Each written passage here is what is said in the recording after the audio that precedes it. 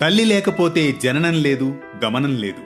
మరి నేల తల్లి లేకపోతే కూడా మనిషి మనుగడ లేదనే అంశాన్ని తెలియజేస్తుంది నేటి కథనం.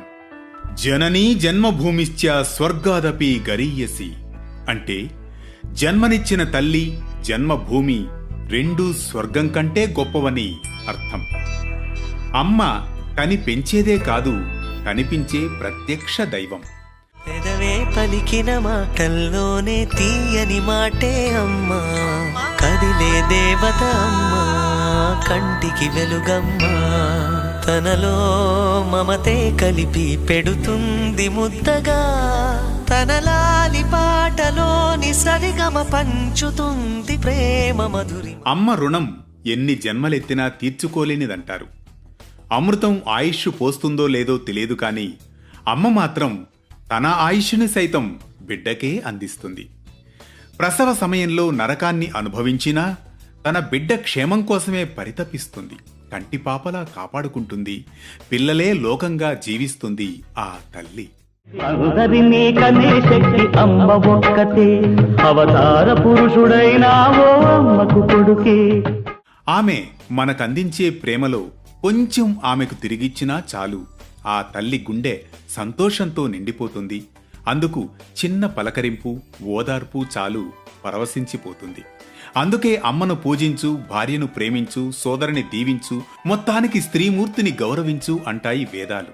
అలా అమ్మను మించి దైవమున్నదా అంటూ కొనియాడుతూనే భూమాతను కూడా దైవంగానే భావించి కొలవాలంటోంది అధర్వణ వేదంలోని పృథ్వీ సూక్తం. అందుకే మన జీవనానికి ఆధారభూతంగా ఉన్న నేలను తల్లిగా కొలవడం అనాదిగా ఆచారంగా వస్తోంది. ప్రపంచంలో ఏ దేశంలోనూ ప్రజలు కూడా తాము నివసిస్తున్న భూమిని తల్లిగా భావించరు. మన దేశంలో మాత్రమే ఈ మట్టిని మాతృభూమిగా ఆరాధిస్తాం. సృష్టిలోని జలాన్ని కూడా ఏకం చేసి తనలో ఇముడ్చుకున్న భూమాత తనను అంటే ఆ భూమిని దున్నినప్పుడు తన గర్భంలోని ఆహారాన్ని ప్రేమతో మనకందిస్తుందే, జీవశక్తినిచ్చి ప్రాణాలను నిలబెడుతుందే.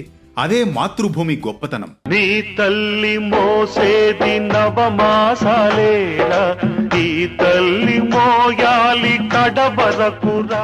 తల్లి రుణం తలకురివుతో తీరుతుంది, కానీ ఈ మాతృభూమి రుణం ఏ రూపాన తీరుతుందనే ప్రశ్న భగవద్గీతలోనూ ప్రశ్నిస్తాడు అర్జునుణ్ణి ఆ శ్రీకృష్ణ పరమాత్మ. అందుకే మన జీవనానికి నెలవైన, మన వికాసానికి కొలువైన మాతృభూమి ఆరాధన అవకాశం వస్తే తీర్చుకునే రుణం ఈ గడ్డపై పుట్టిన ప్రతి ఒక్కరి కర్తవ్యంగా ప్రబోధిస్తాడు ఆ పరంధాముడు. అంతేకాదు, యుద్ధమున మరణించినచో వీరస్వర్గమును పొందెదవు, జయించినచో రాజ్యాన్ని భోగింతువు, కావున అర్జున యుద్ధమును చేయ కృతనిశ్చయుడవే లెమ్ము అని భగవద్గీతలో ఆ శ్రీకృష్ణ పరమాత్ముడు బోధిస్తాడు అర్జునునికి.